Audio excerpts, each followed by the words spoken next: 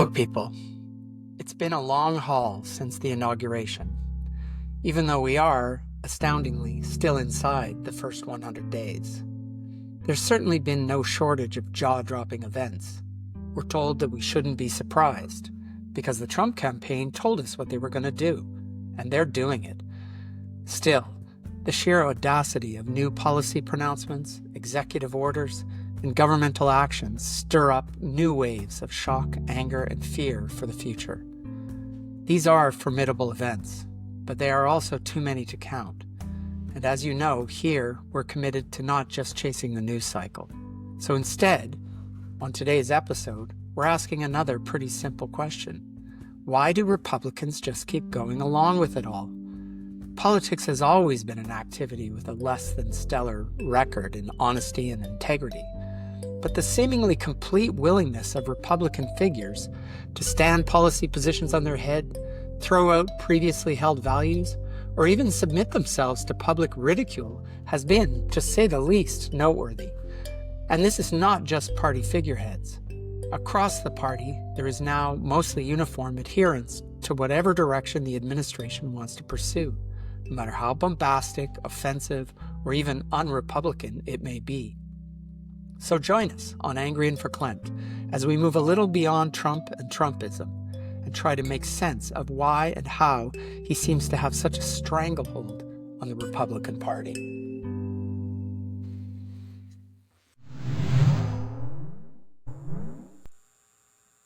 Hey. Hey. How's your day today? My day was outstanding, actually. I didn't go trout fishing today because I produced a couple of essays today, you know what I mean? Like, I love this topic. Podcast. And at the same time, I hate this topic, both for the same reasons, is because there's just so much to say. And I'm actually thinking that if I can finagle one or two little soliloquies, I might post them on my Substack. So for people out there, heads up, okay? There you go. Well, I'm ready to go. I got my signature beer. And it's in a mug. It's in a mug for particular people. You know who you are. It looks really, that's very clear ale there. Like, usually it's a little bit on that one. Well, I'm getting old, Julian, so I got to drink the light stuff. So, well, in my case, it's more like my Valium, okay, with some water, because that's usually what I need to take to bring me down a few notches. We're probably going a little TMI here, but whatever. Okay, so you want the good news or the bad news first? Go with the good, because this week was a pretty bad week. Okay. The good news is that we got some downloads, as you know, and if you get more than 31 downloads, which we surely did, you're in the top 50% of podcasts. So we got in there. So there you go. But the bad news is this is a critical episode because 90% of all podcasts don't make it past the second episode. Wow, I did not know that. So there you go. So we've got to get past this. I don't like horroring out myself like this, okay? But friends, tell your friends, please hit that subscribe button. It means nothing to you, but for us, like, to be honest with you, Roddy and I have really big plans and we'd like to fulfill them.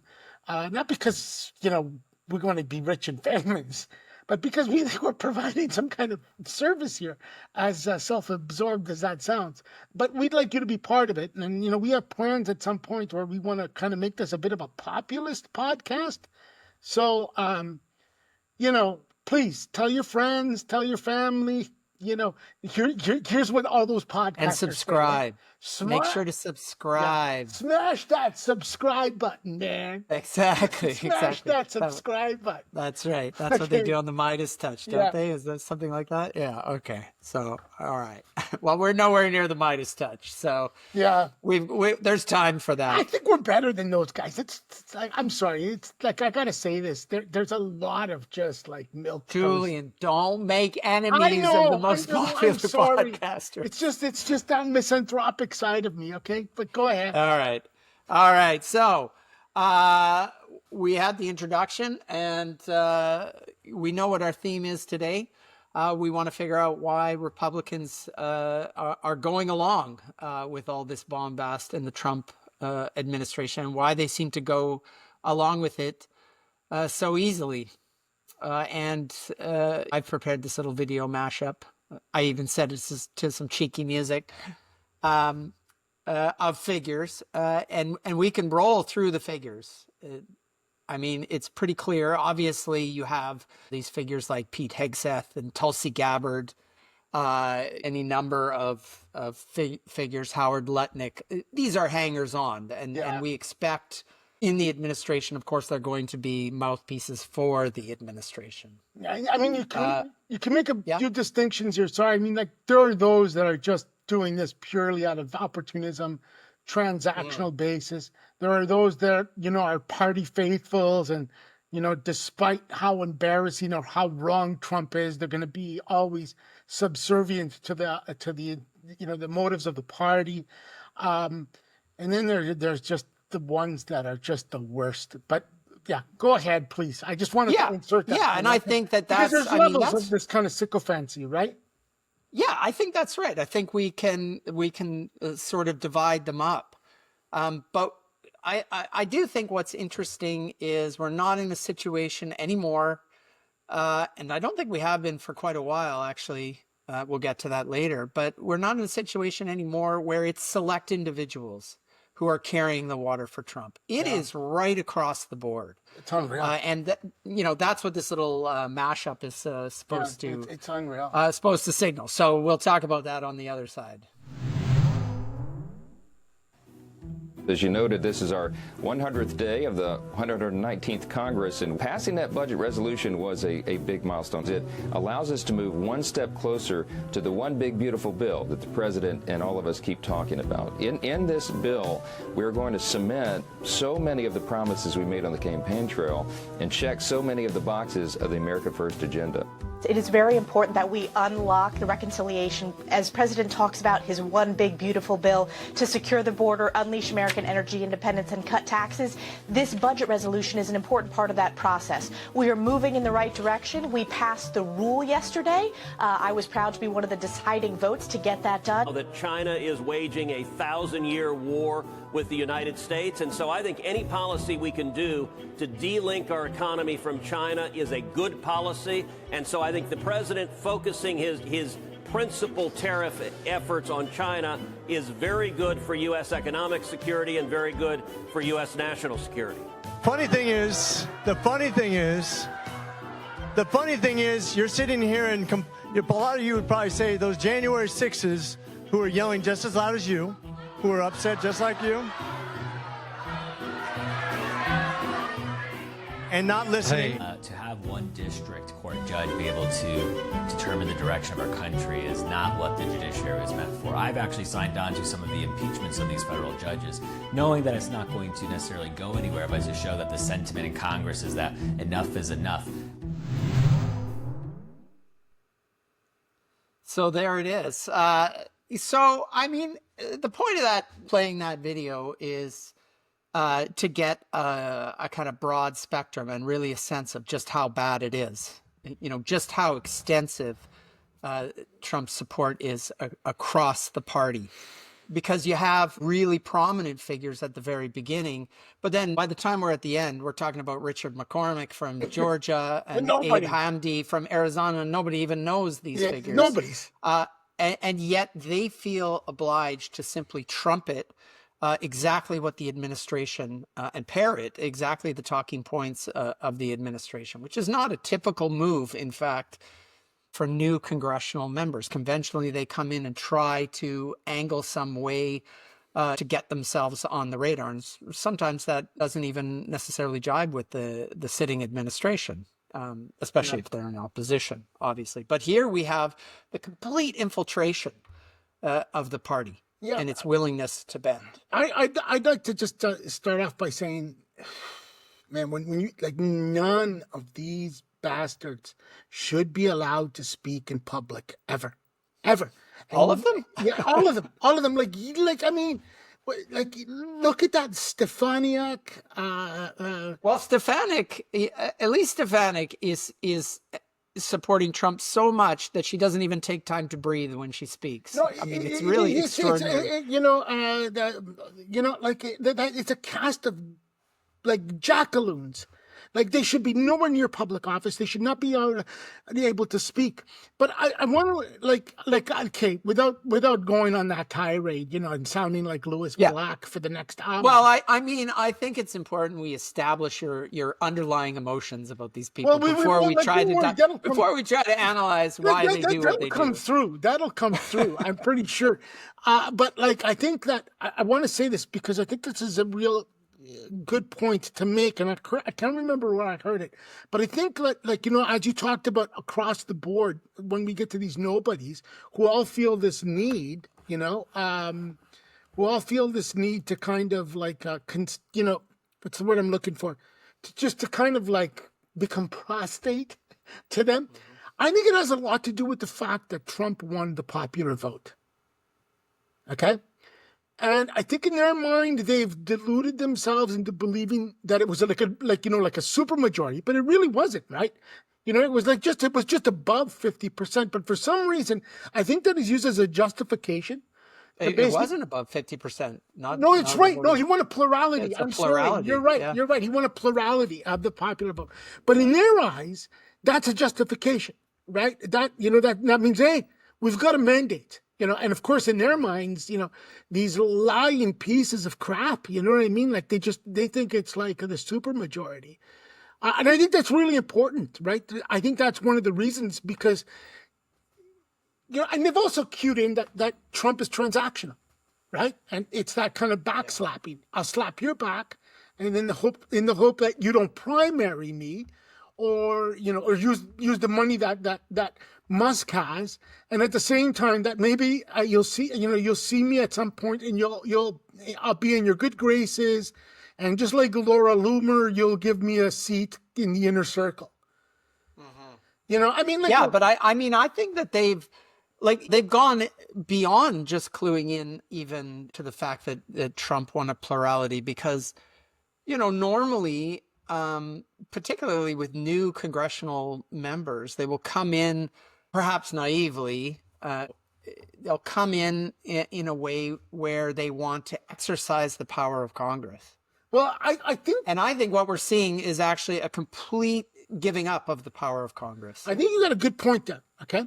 Yeah. And I think that because what this points to is then it becomes a question of the psychological aspects, right? And our former colleague Chancho did some really good work, and he had a great understanding of this over at York. But as we've talked about, the list of the sycophants, it's just too exhaustive. By the hour, you know what I mean? I was gonna say we should name the few who we think are the worst based on who are the most dangerous. Right. And I find, to be honest with you, that changes hourly because I've got the news on all the time. Right. And I'm reminded Johnson was the first one. I think that little piece of he is the dangerous one of them all. OK, because he's the Speaker of the House. He's third in power. He has so much he could change the course of history. OK, and he probably will, so I think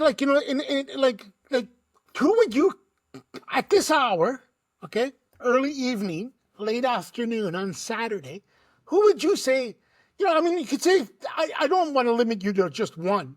I have one for this week, or for today, actually, because I'm pretty sure that by the time this podcast is over, I'll change my mind about 3 or 4 times. But go ahead. Who do you think is probably the worst sycophant of them all? Of sycophants? Let me rephrase that. Or the people in whom I'm disappointed most. Okay, let's put it this way. We can make a list, right? And I'm pretty sure it would take up the rest of the hour. Okay, and we would establish nothing. But of course there's that. But who would you say among that list of sycophants is the most dangerous? Well, I would have to say that it has to be the leadership in both houses. So it has to be Mike Johnson, who you mentioned already. And, we got some indication that, Mike Johnson early on was making his, attempt to out McCarthy, Kevin McCarthy. and but also John Toon. I mean, John Toon has been in the Senate, for a very, very long time, since he dislodged the Democratic majority leader some decades ago. And to see him come into that position after McConnell, who was, I think on the left, pretty well everyone despises Mitch McConnell, but you had a certain awe in his willingness to play hardball politics, whereas Toon is coming in a supplicant position almost right away. Yeah. Something McConnell didn't really do at the very beginning. I have a question for you. Where would you rate Peter Navarro? Because I heard some interesting news about Navarro today. Yeah, I mean, Navarro I would put in that early category of just hangers on, right? I wouldn't even think about Navarro in relation to the Republican Party. Navarro is a formula that Trump has that he will use up because Navarro acts as a yes man, and he has that little credibility of having gone to prison for Trump. So, and apparently he's bringing that up pretty regularly in the Oval Office. Because he knows it's the only thing that's got him. Because it's the only thing, but he is a hanger on, and he's not the one that I would say is, for me, the most despicable, because he doesn't actually hold the kind of power that John Toon potentially could. John Toon could be a countermeasure or a counterweight to some of the most absurd elements of the administration, but there's no such movement in the Senate whatsoever. Well, I mean, I heard an interesting thing. I mean, it's actually, Navarro is one of the ones for me that just makes my flesh crawl, okay?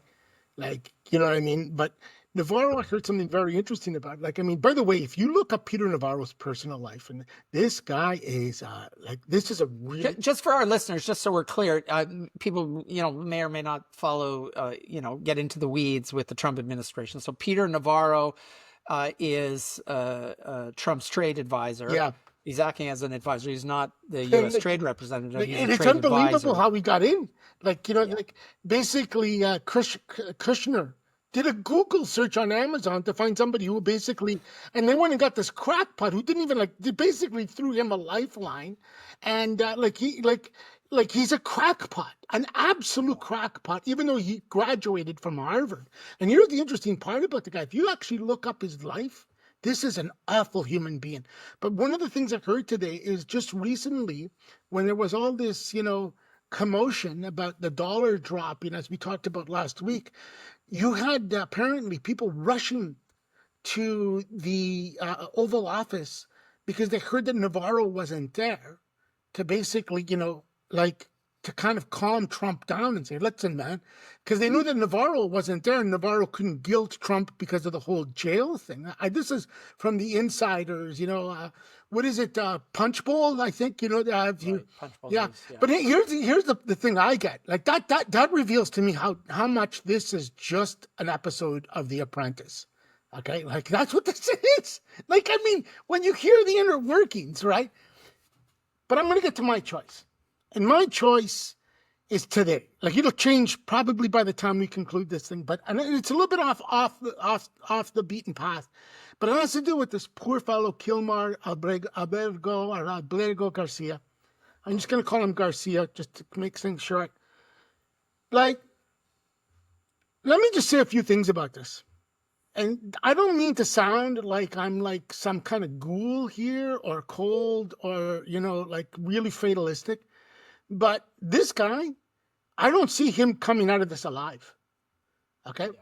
Because if he comes back, he will be in a position to A, testify how he was plucked, B, the conditions that took place there. Yeah. The third part is there was an order that he was never to be sent back to El Salvador. He's like a living artifact to the disaster of Trump. People would end up in Nuremberg style trials, right? So it's almost in their interest to make sure this doesn't come back. And when I watched that press conference with Bukele, that's the sycophant that killed me today. Because not since Rafael Trujillo and Anastasio Somoza, okay? Trujillo was the dictator from Dominican Republic, and Somoza was in Nicaragua. And if you remember, Lyndon B. Johnson once said about Somoza, he said, Yes, he's a son of a bitch, but he's our son of a bitch. Okay, that's what I saw there the other day, and that notion that when he said, "Well, we can't deport this criminal back to the streets and turn us into the murder capital," like the sycophancy in that level was something unbelievable. Yeah, well, I mean, I have to say, I mean, just, you told me to pull you back if you go down your comparative politics path too much, but I mean, alongside that, of course, you had Marco Rubio, a former senator and foreign policy specialist and considered a moderate, sitting in the room. That was filthy. That was like parroting the same lines. Like it was so disgusting. I think I don't know if you've been following. Excuse me, I moved my computer. See, I'm getting all excited. Jonathan V. Last, or JVL, the guy from the Bulwark, he called this a liquidation. Yeah. Okay, I'm really I don't want to talk like this because I you think people might think that I'm getting a rise out of this, but this is dark, man. This guy, I don't see this guy coming out of this alive. It'll be we'll have to. I mean, we're gonna have to save that for the immigration podcast, I think. Yeah, I will. But I just wanted to say that because, like I said, I mean, Ted Cruz, always I don't know how this guy, you know what I mean? I just don't know how this guy is involved. In anything, why is this guy even allowed to speak publicly? That's what I can't stand. But anyways, well, because they engage in a form of cheerleading that I think, it spells doom for the Congress going forward, and doom for the Congress means there is no counterweight in government. The courts only to a very limited extent, and we're seeing, again, we don't want to go off on that tangent, but we're seeing how the administration, the degree to which the administration respects courts. Well, this is going I think this is going to lead to the bigger question that we've laid out here. But I want to add one more thing, and I think you can extend that, the concept. As you said, this has consequences for Congress. I would extend that a little bit further in the sense that this has grave consequences for the GOP. If you keep feeding to your radical base like this, eventually it'll eat the party. Yeah, it will consume itself. Yeah. And I think that is ultimately, where it's going. Yeah. In part, as a logical, and I want to talk about that a little bit later, as a logical outcome of this rhino discourse, right? You will always be looking to find the Republican who is insufficiently Republican. Well, man, this brings us to the question about political subservience, right? This the way that Republicans have the snap to heel kind of. What are the reasons for this? Yeah, what are the reasons? Subservience. Yeah. And I took this very serious. Okay. Yeah. And I think that there's a myriad of complex reasons for this. And generally speaking, I'm going to make it's a value judgment, and I'm making it. Okay. Generally speaking, the United States is a repressed society despite all its liberal proclivities, okay? And I mean, it's in their DNA, right? It goes back to, the settlers who were basically religious fanatics who landed at Plymouth Rock, right? I mean, look at the role that evangelical Christianity plays in this. Okay, this is very important, right? Because if you actually go back to about 2022, Pew Research, and Pew Research is a nonpartisan fact think tank that informs public about issues, attitudes, and trends shaping the world. They conduct a lot of public opinion and polling, a lot of demographic research, a lot of content analysis, and a lot of other data-driven social science. And here's the good part. They take no policy positions, okay? Yeah. They reported in 2022 that 26% of U.S. adults describe themselves as born-again or evangelical Protestants, okay? Yeah. And if you follow up on the work that, Christian Kobe Dumais, who's at Calvin University or Calvin College, or I think it was one of the others, a private Christian university in Grand Rapids, Michigan, she just wrote this, it was amazing. The timing was unbelievable. Last year, she came up with this groundbreaking book called Jesus and John Wayne, How White Evangelicals Corrupted a Faith and Fractured a Nation. And I've thumbed through this book and watched her interviews. And it's packed with a lot of detail, a lot of empirical research. Like, a lot of this stuff isn't just kind of, theoretical, jousting. She really puts a lot of meat on the bone.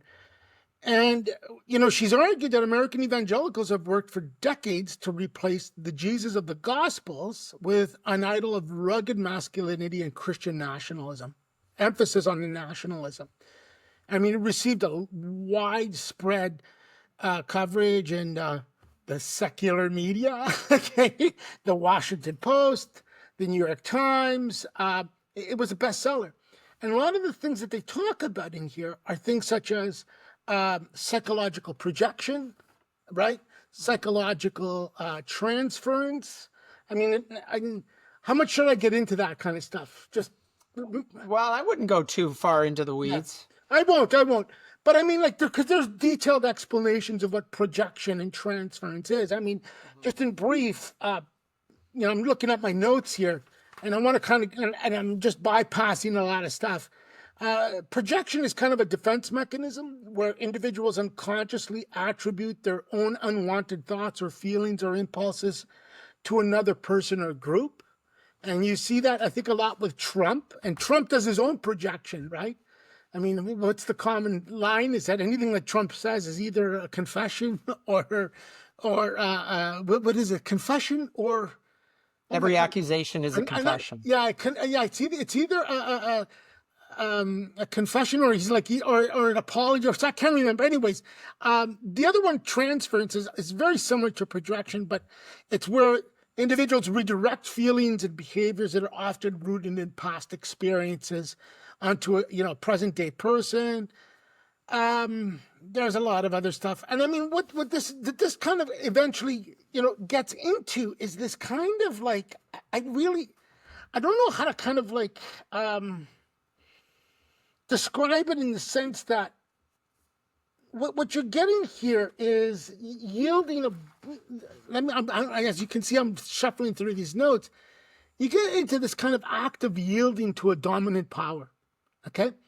And all these interplay of all these kind of factors, right?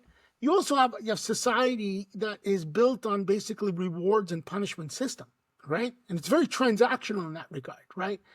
And these psychological predispositions, these socioeconomic conditions, the nature of the political system itself, right? Essentially, there's a variety of influences that are both internal and to individuals and external to their circumstances.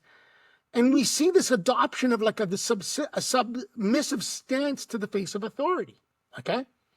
Yeah. And in this case, we're basically dealing with right-wing authoritarianism, okay, which has always had very, very strong currency in American history, okay? There's an identification with dominant groups. There's a current of fear and anxiety, okay? The social learning has been like since the 50s, you can see the education system geared very much to a certain historical view, increasing levels of poverty and inequality, lack of access to education and real good information. You can see that Fox News, the role that they've played on this. And of course, there's a great deal of social isolation in the United States.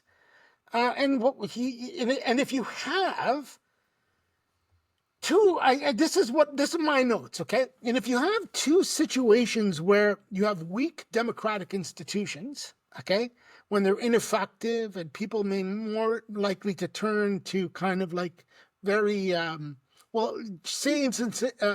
ideologies and leaders kind of outside of politics, but they're really not, like religious leaders and so on and so forth. And then you have this kind of weird kind of lack of political participation. And what I mean by that is if you're just limited to just voting, and look how abysmal voting is in the United States, like 40% of those who are registered, not the eligible, but the registered. If you're limiting political access just to voting, like that, and not being involved, then you have a recipe for basically, okay, tell me what I need to know, and I'll do it. That's what Yeah, I mean, like, I think you're highlighting a lot of the sociological reasons why there's so much uptake. social psychology, right? Yeah. Yeah, sure.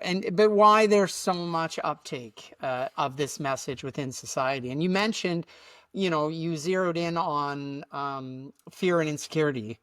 And I think that's rife through the population. But in that environment, which has become quite heated, has become quite hostile, has become quite toxic, there's also the explanation that then political figures sitting above that scenario, also react to fear, right? That they also react in a way that, you could say many things. Fear of violence on the one hand, fear of political subjugation on the other.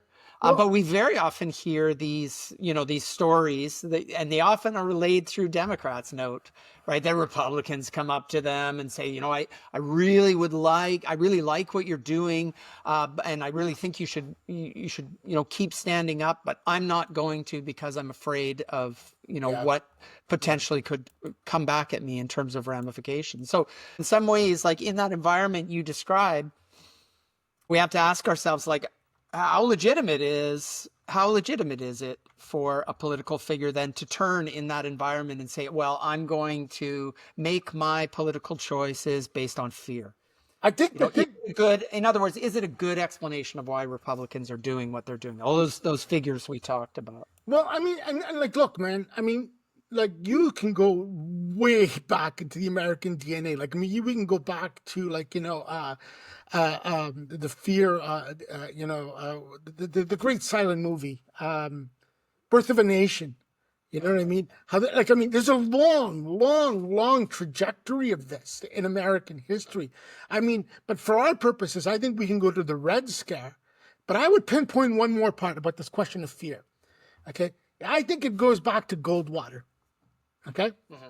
And what you're seeing now, I would say that what you're getting now at this point, in the term of the use of that fear, which I think you beautifully outlined here, is you've seen an increase in what we call stochastic terrorism.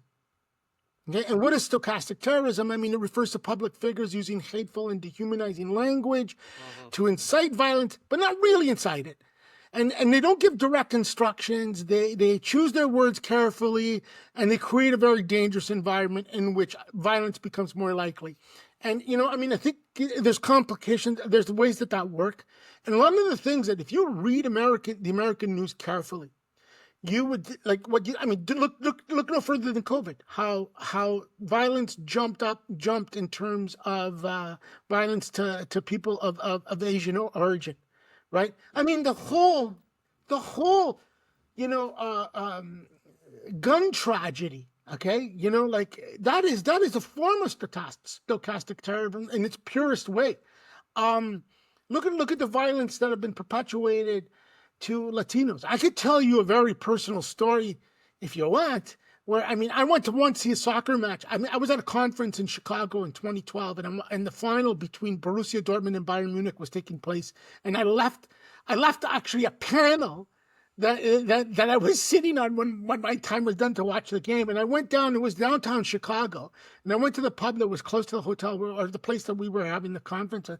And I immediately started to speak Spanish with the bartenders. There was 3 or 4 of them because they were of Mexican origin, and immediately the look of fear on their face. Right? The look of fear on their face that I was speaking Spanish. And I kind of was taken aback and a little bit puzzled, maybe even a little bit annoyed. And then when things calmed down, it was only like me and the other 3 guys. They literally came to me and explained why they didn't respond to me in Spanish. And they said, look, man, it goes, you're taking a chance if you're speaking Spanish in public places. That's a sociological use of that fear. But I want to. Yeah, sure. But that's not something that Republican I know. Elites or Republican politicians are facing on the same level. But I'll pinpoint it. Barry Goldwater, 64. Okay? Mm-hmm. And what does that produce? It produces perhaps, in my opinion, one of the greatest treatises on American politics by Hofstadter. I think his first name is Richard Hofstadter. The Paranoid Style in American Politics. But it was an essay. There was actually called, I think the original, let me see, because I wrote this down. The original title was paranoid style in the American right or conservative politics. And then as he broadened the essay into a book, it just became an American politics. And this like I like, if you want to know about the history of American politics in the contemporary modern period since the 60s to the present, I strongly urge you to read this book. Sure, but I mean, the thing is that if you have this circulating fear on multiple levels, I mean, and you are moving, between multiple levels, I'd sort of re-put the question, like, is that a useful way to understand the motivations of Republicans in adhering to these, clearly problematic lines? And I mean, my answer would be, well, we have a lot of counterexamples, don't we? We do, but you know what? I'm gonna be a little bit instrumental. You remember when we used to sit at the other cottage on Manitoulin Island and we'd have those discussions, and a lot of times you would say, "Hey, let's be rational choice about this," okay? And I want to be rational choice about this because you know what? I don't think it's a matter that a lot of the leaders, okay, like they're born and they're true believers, so to say. You know what I mean? Like particularly from the Christian right. I think a lot of them see this as a currency to be used. Do you know what I mean? Like it is something they'll gravitate because it gets them elected, right? I mean, how often have we heard, "Oh, don't take Trump literally. Don't take Trump literally." Right. Okay, but that's suggesting an opportunism and not a fear. I agree with that. Right. And I think right. So then, like, that's what I'm asking. Like, should we discount the claims of fear that's what's leading to the subservience? Because we can look at counterexamples like Cassidy Hutchinson or Adam Kinzinger. I mean, why aren't these people afraid? They're putting much more on the line. Then there's the interesting case of Cheney, right? I mean, because she quoted these. She was the person at the beginning who was like unbelievably opportunistic. Absolutely. She quoted these maniacs in the Tea Party. Okay. Yeah. But like I think, like, one of the things that you set up our discussion possibilities, you have this wonderful kind of almost a little bit of a matrix of here where you say, there's 4 possibilities in which kind of like seem to kind of like drive this level of subservience: fear, opportunism, agreement / belief, and then the behavior. And I think you're right. Now, Kinzinger, Cassidy Hutchinson, who did, I mean, these are heroes, man. Alvin Bragg. These people, like, they have not, like, can you imagine the death threats, the torrent of death threats? So then that suggests then that, this is not a very good explanatory. I'm going to push back here because it seems to me that despite their incredible bravery and courage, they're just like bludgeoned by this tidal wave of this movement. Yeah. Okay? Like, I mean, look no further than what's going on right now with this poor former El Salvadorian citizen, right? I mean, like they're in a crisis, and nobody even wants to admit that the constitutional crisis has happened. Yeah. Okay? And that has to do with a certain degree of fear, right? I mean, and opportunism at the same time. I mean, I think you're right when you say... Yeah, but at the same time, there's literally hundreds of Democrats who are standing up saying that this is constitutionally suspect, that it's inhumane, that it goes against human rights and civil rights. And so they are under the same looming threat at any given time. Yeah, so no, I'm not really sure that it's entirely viable as an explanation. Well, I mean, I think what you're implying is that they're not hermetically sealed, okay? And I think you're right. I mean, I think they bleed into each other. But, like, when you look at like, the stakes here, okay?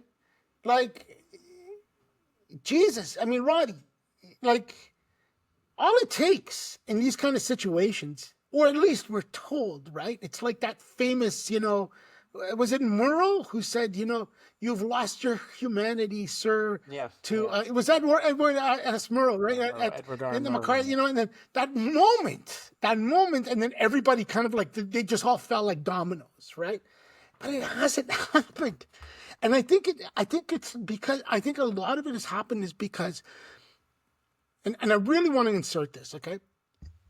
everybody goes on this idea that Trump might be a complete buffoon, okay? But he is a master of, the message in the media, a master of understanding how to kind of get people to bend to his will by carrot and stick treatment. I think that that's bullshit. That's the biggest fucking bullshit I've heard. I think that the bar is low, okay? I think that a lot of people are just fucking stupid right now who are involved in politics and basically motivated purely by opportunism. And that opportunism, the flip side of that coin is fear, okay? And what are they fearful of? They're fearful of losing the status. Yeah, okay, but that's where I have the difficulty, right? Because I get that. I do absolutely get that. But if you come into public life and then your decision-making matrix is oriented around whether you should have fear about your status or your physical well-being or whatever the case is, rather than actually taking public stands that do good, then, you might want to ask, like, should you in fact be in public service, right? If you're presenting yourself as a principled human being. I'm not talking about, Marjorie Taylor Greene No, here or I anything like agree that, with you. where I think the opportunism is way more upfront. It's just obvious. The Matt Gaetzes and the Marjorie Taylor Greene and the Lauren Boebert, these are just pure opportunists who are trying to, engage in performance in order to accelerate some career space for themselves. But if you're a more serious congressional member and you make a claim to wanting to contribute to public policy, but then hide behind the prospect of fear, well, a whole number of other congressional members are facing those fears. It strikes me that maybe public service isn't really your shtick. There's an element, there's a couple of psychological elements. I'm going to push you back on this, okay? Because it's not just a question of fear, right? It's also a question of loathing, all right? And I think that's really important. And I also think that, like the psychological aspects, right? I think that when you have these abstract formulations of what liberalism in the United States is, it's very weak liberalism, okay? And I've always said to you, right, liberalism is too important to be left to liberals, okay? And I think that when you have this kind of the reason what I count for the weak American liberalism, okay, is that there's no strong foundation for social organization. Okay, and there's no orientating instruments for individuals. And what do they do? What do they do in that situation? They substitute comprehensive political analysis with fierce assertions of identities. Okay, I'm a Christian. Okay, I am an African American. I am a Southerner. I'm a Californian. I'm a New Yorker. And when you get to that point, these identities are in place so that people know, or more importantly, invent who they are and what they are and where they are, okay? And if these identities are formulated on the presumption of some kind of injury, right, then the idea of like a kind of like a pluralism where everybody sits at the table and basically compromises is very limited. Yeah, I suppose that's true, but that's quite separate from saying within that plurality, within that space in which we sit and we try to work out, say, public policy within Congress, I can't put my position forward because I'm afraid of other identity positions? There is a bullying here. Yes, that's true. Okay. Take a look. Okay. Take a look at the requisite relationship with evangelical Christianity in the United States. Mm. Have you seen some of these characters, these reptiles, these fucking reptiles at these prayer meetings? And I'm not talking about the true believers. I'm talking about people like Trump himself. They look so inconvenienced. Okay.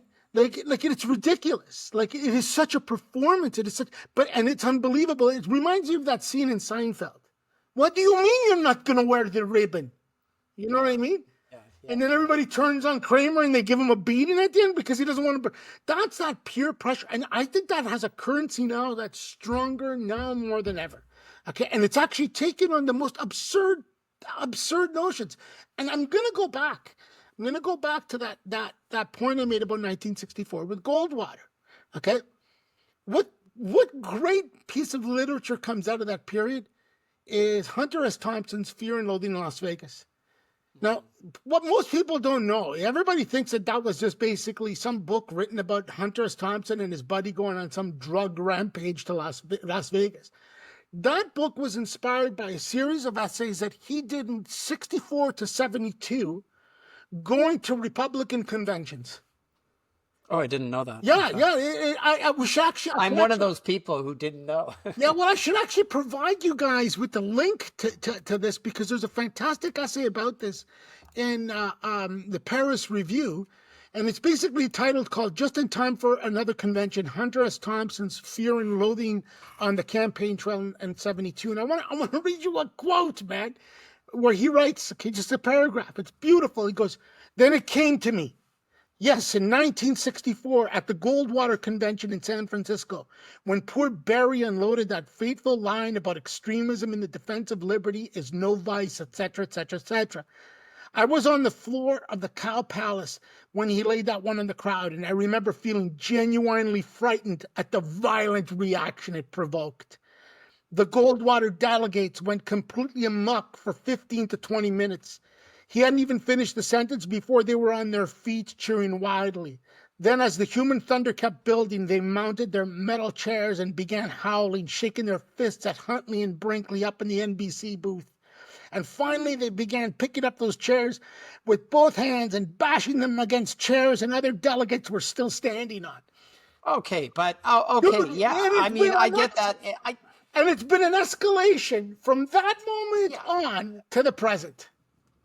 Well, I think in drips and drabs, yeah. And I think that there are breaking points, but we'll get to that in a minute. And if you read some of those essays, I just want to add, if you read some of those essays, you'd be hard pressed to say, is he writing about now, like 2025? Yeah, sure. But then that just begs the question. Then, if you're in government and you recognize that situation, and your bones are shaken by all of this terror, stochastic terror on the outside, then what's your plan going forward?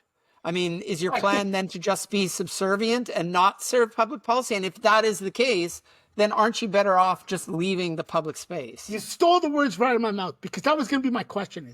Is like, where do we bring this back into like the real world of politics? So that it really leads, I think, to the third possibility, right? It may be the case that the most extreme MAGA adherents offend many members of the Republican Party, but in large part, there's ideological conformity. That is to say, I don't like all of your tactics, but if it brings some of the things that I do like, I'm just going to go along with it.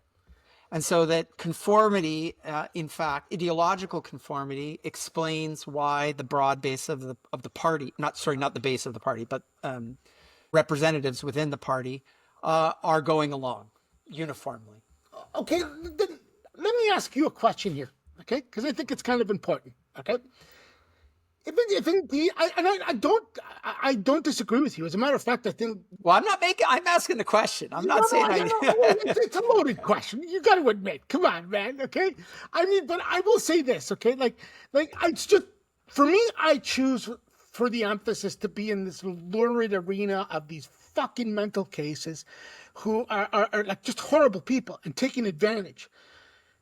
And I want to say this, were there not moments where there was actual real policy that reflected this ideology? And now we're at a point where there's just nothing. I mean, let me contrast two things, okay?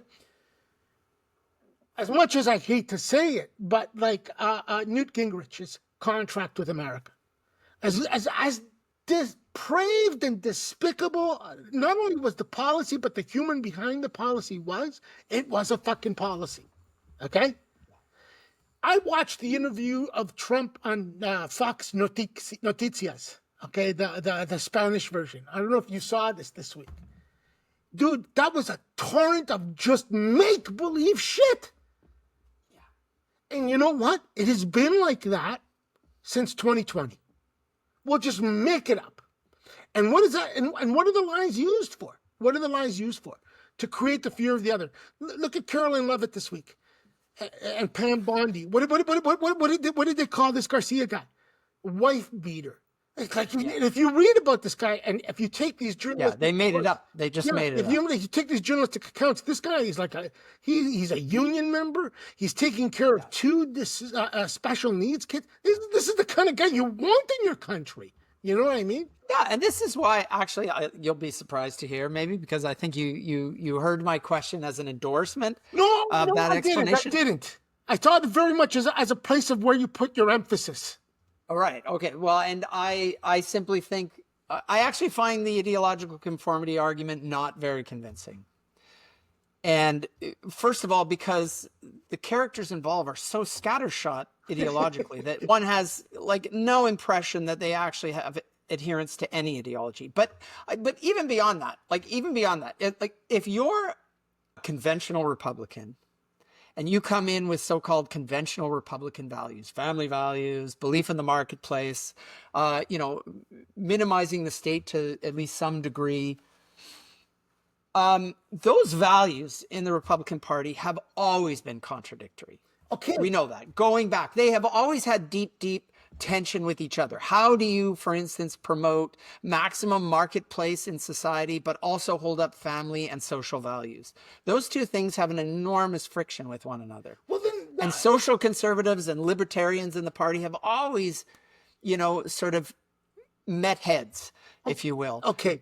But the Republican Party has always tried to smooth that over, right? By taking the hardest edges off of each of those camps and in some way kind of packing them away a little bit. And I think that the current rightward surge in the Republican Party actually leads to those things coming out full force, right? Those harder edges coming out full force and making it ideologically unattractive. Well, right? And so those conventional Republicans would then go, well, ideologically, I don't want to follow this camp because it's actually bringing out the worst aspects of the contradictions of my own ideology. You're fucking killing me, man. You know why? Because there's so much to unpack there. I can't disagree with you, but I'm gonna blunt a few things. Okay, and then if it's ideologically weak, and I'm gonna use the word, it's reactionary. Okay, it's not. Then if it's ideological weak, then you have to, we go back to this question of these, what drives this level of subservience, right? And then it's opportunism. Because I'm going to say this, to call this social conservatism is fucking bullshit.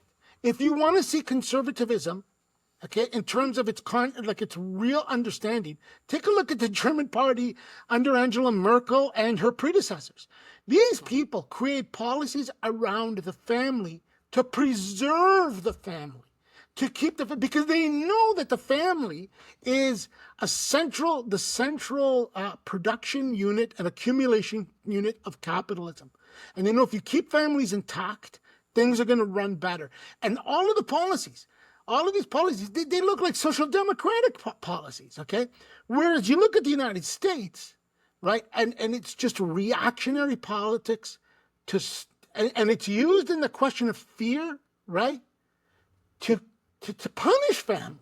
Well, let me put this, to punish families that are not Christian and Protestant and white, okay? And upper middle class. Yes, of course. And above. Of course, absolutely. Or just let's say upper middle class because it's definitely not geared. Yeah, it's not the middle class. Yeah, it's not the broad middle class, whatever that is. I think that, it's like you said, or like you implied in our guiding notes where you say you have these four possibilities. You have fear, optimism, agreement and belief, and behavior. Opportunism, yeah. Yeah. Opportunism. It's like an amoeba. You poke it here and it comes out there. You poke it there, it comes out here, right? And I think, but I think at the end of the day, this is my knuckleball for today. It's about the culture. Okay? The culture of the party? The culture of the United States. It's a consumption transactional culture. So I'm going to do whatever it takes for me to get to that area.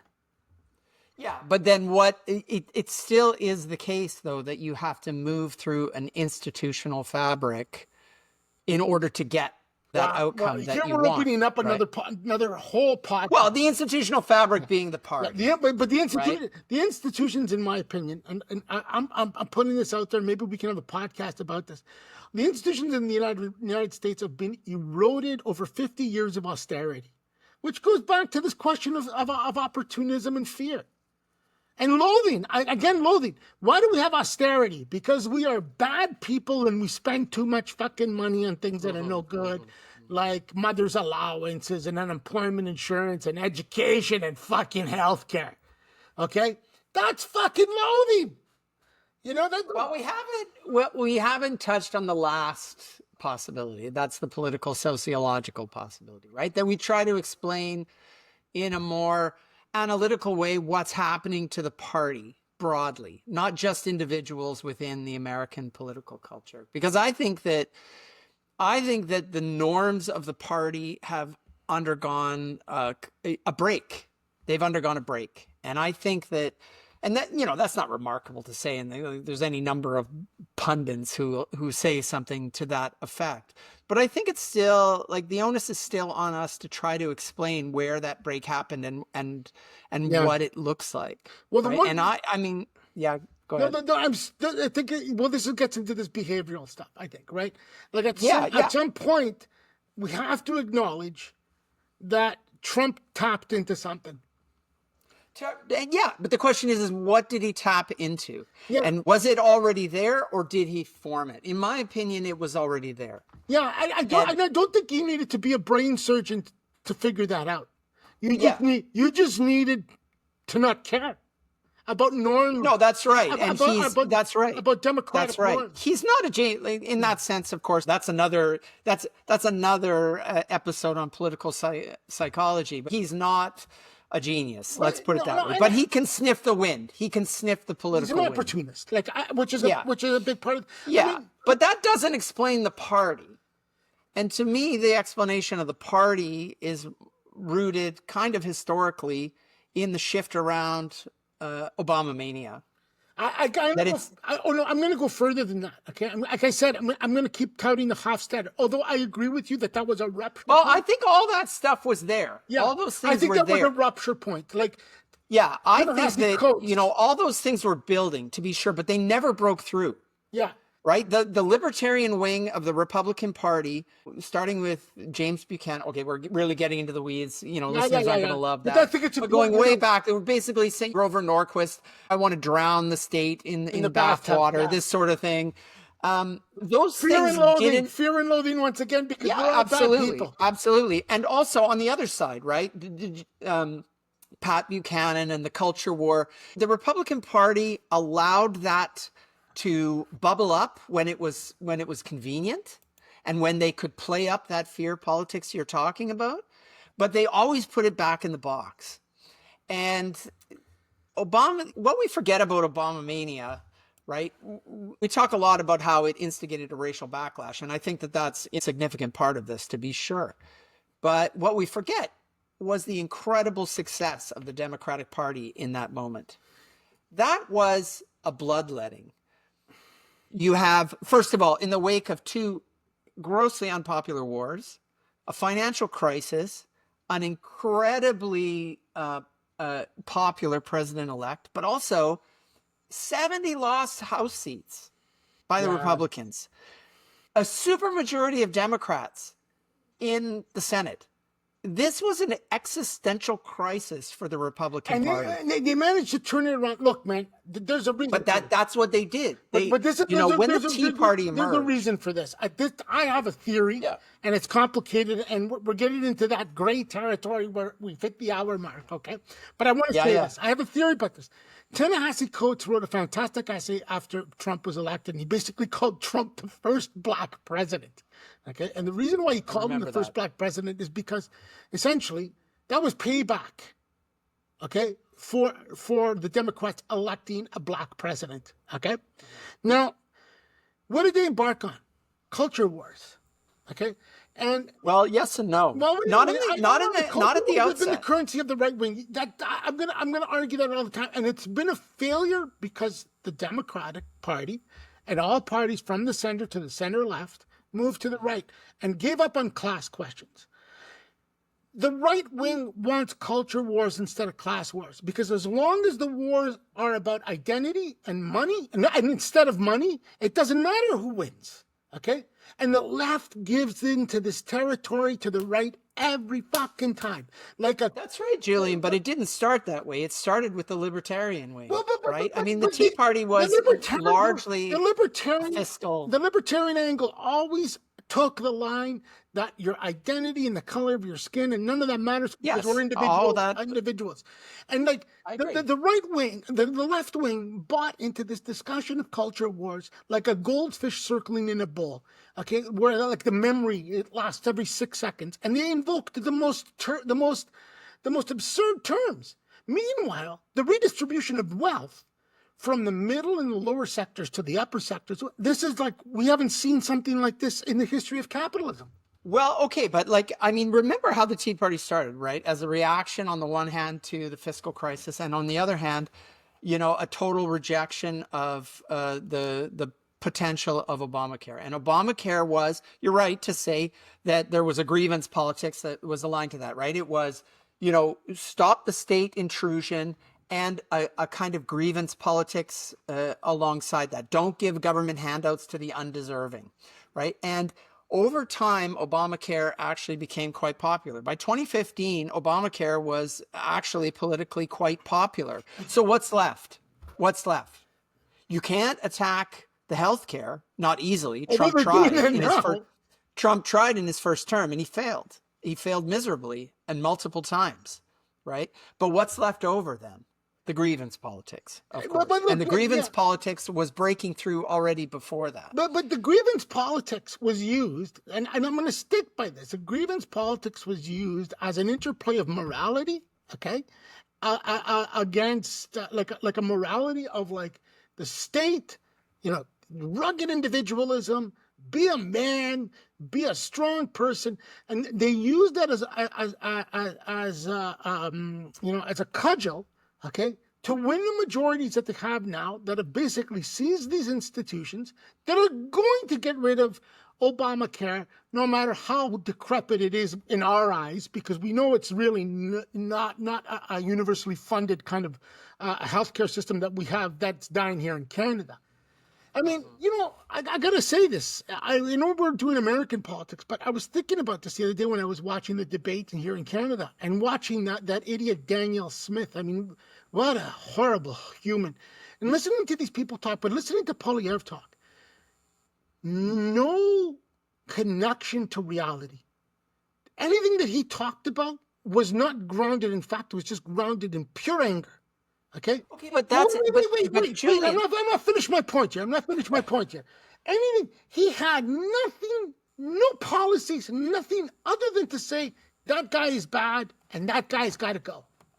Yeah, but that's precisely what, in the wake of Obama's election, those were precisely the tools that Mitch McConnell, John Boehner, then Paul Ryan Republican leadership were utilizing to try to get a wrench in the works of the Obama agenda. That was the policy side. That was the policy. Because on the ideological side, if you remember McCain, he had to stop that old woman from calling him Barack Hussein Obama, who was a Muslim. Yeah.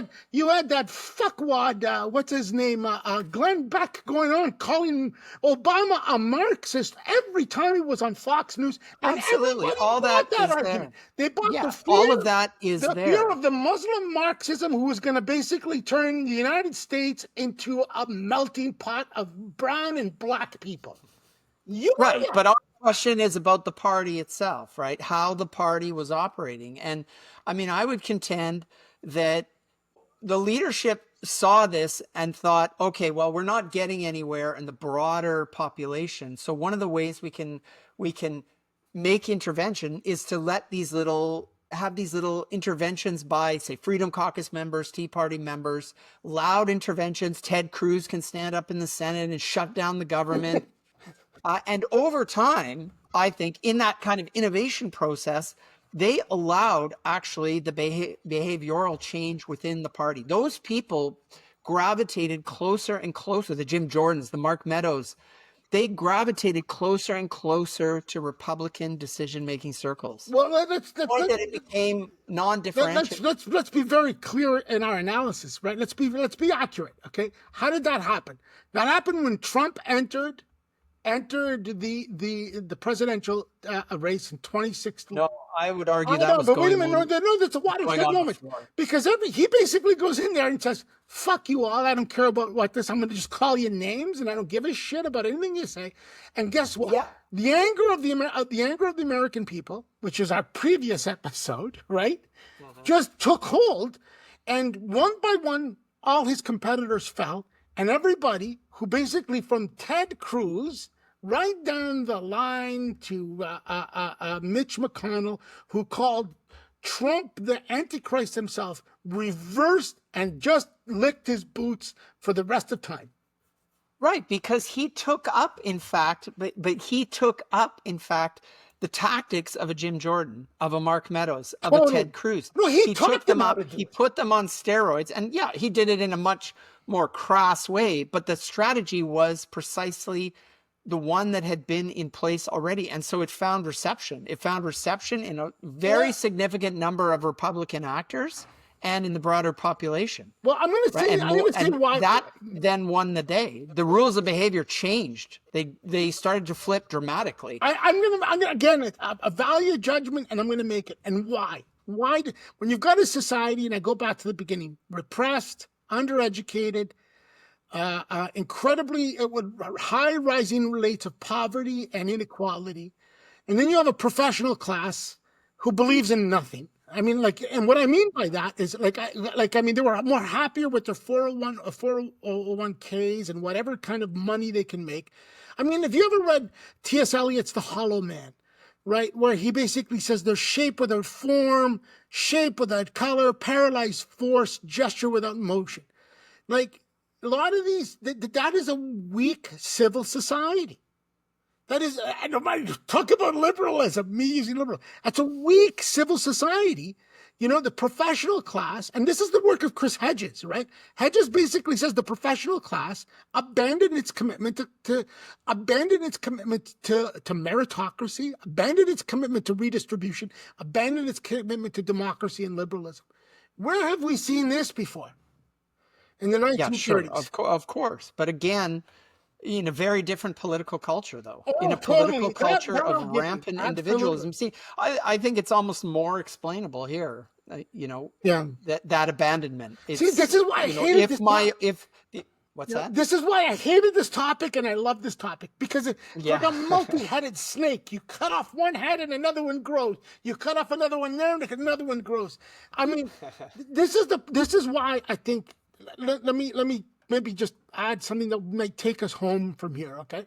Yeah, good, because we got to do that. I think that this is the weakness. I think the weakness here is that because this thing is like it's like the outrage is now day to day. I mean, if you listen to people on social media, the first thing that they're stunned by is, holy Jesus, it's another one, and it's a new one, and it's another one, it's a new one. And because we don't have, shall we say, a politically literate, a historically literate society, when it comes to the great ideas of civilization, most people running these institutions are illiterate. Okay, like I'm talking about like high-level managers who are making six figures, maybe even close to $250,000. When it comes to the questions of the great ideas of civilization, they're illiterate. And when you have that, okay, it's a certain inbuilt weakness. Right? That fear, loathing, opportunism, all of the worst attributes of humanity can flourish. And it becomes a free-for-all. Yeah, and you get a Marjorie Taylor Greene and a Tommy Tuberville.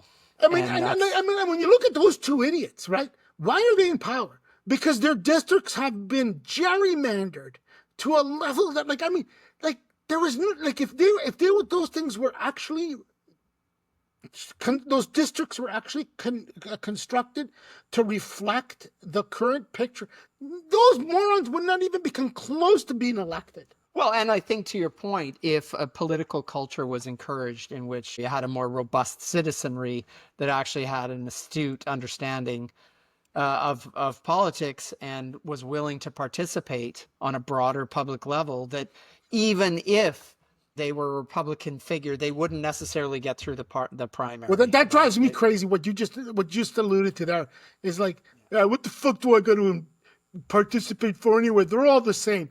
You know, man, if I had $1 for every time I heard that, I could kill all these people. Okay, you know what I mean? They're not all the same. All right, I think that's a good place to end it. Actually, yeah. Listen, I hope that we break the second episode jinx. I think we did a good job. I do too. Yeah, I think we did a good job. Next week we're gonna do. I think the social state is on the agenda, which is going to be a big one for me. So healthcare. Yeah, okay. This is Roddy's wheelhouse. If you guys don't know, look up Roddy's work. Yeah, Google his name. I mean, there isn't a guy out there right now who, you know, there's all this talk about solutions for the healthcare system. Roddy has the answers. Oh, yeah. Whoa. Yeah. Oh, I feel the weight. I feel the weight. I know. You don't like compliments, but I wouldn't have said it if I didn't mean it. Okay? Yeah, my Protestant soul doesn't take compliments well. I've read those. I've read his stuff. His stuff is definitely something you should. But listen, this is not something you read at the side of a pool, okay? You got to put in the time. You got to roll up your sleeves. But Roddy's work is stellar, man. You should look it up. Well, thank you very much. It is good nighttime medicine too. If you're having trouble sleeping, put it on your desk table. Hey, all right, thank you. We're all done. I just want to say thank you for making this happen. You've probably saved a lot of people, unsuspecting people, from some terrible road rage. So maybe, yeah. And by the way, I don't have a cat. For those of you who are making these comments, I don't have a cat, okay? I would like to have a cat. I saw that comment in the YouTube. I would like to have a cat, but like a big cat, like a lynx, okay? You know, but that ain't going to happen, all right? That's not going to happen. All right. Till next week. Take care.